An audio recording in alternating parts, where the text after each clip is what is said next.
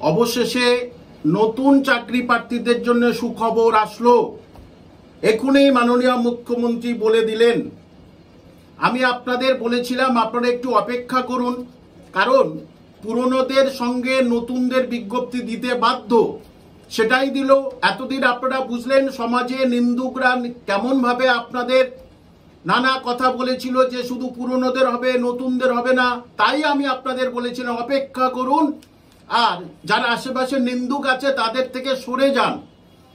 20,000 শূন্য পদে নতুনদের অবশ্যই পরীক্ষা হবে। গ্রুপ সি, গ্রুপ ডি, নবম, দশম, একাদশ, দ্বাদশ সবার মিলে মোট হচ্ছে কে আপনার 44,203, অর্থাৎ 24,203 জন হচ্ছে পুরনো।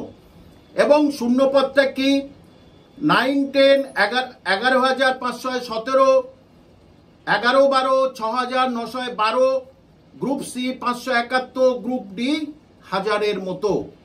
এবং 16 জুন থেকে অনলাইন অ্যাপ্লিকেশন আপনাদের শুরু হচ্ছে, শেষ হবে 14 জুলাই। রেজাল্ট পাবলিশড হবে, পাবলিশড প্যানেল তৈরি, রেজাল্ট পাবলিশড অফ প্যানেল হয়ে যাবে 15 নভেম্বর, কাউন্সিলিং 20 নভেম্বর। আপাতত এটাই বলেছেন, এইবারে আপনারা পরে মিলিয়ে নেবেন। কিন্তু এবারে আমি আপনাদের বলছি আপনারা কোমর বেঁধে বাড়িতে পড়াশোনা শুরু করুন।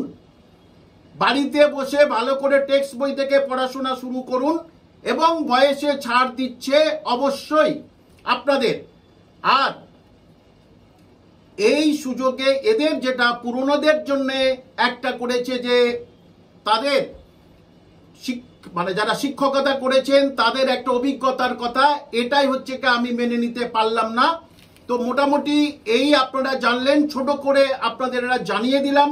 এবং কি পদ্ধতিতে পরীক্ষা হবে সেটা আপনারা কাল বা পরশু অবশ্যই পেয়ে যাবেন। মানে কত নম্বরের পরীক্ষা, কি পদ্ধতিতে হবে সেটা অবশ্যই আপনারা জেনে যাবেন। কিন্তু আপাতত আপনারা এটা জেনে গেলেন যে আপনারা পরীক্ষায় বসতে পারছেন।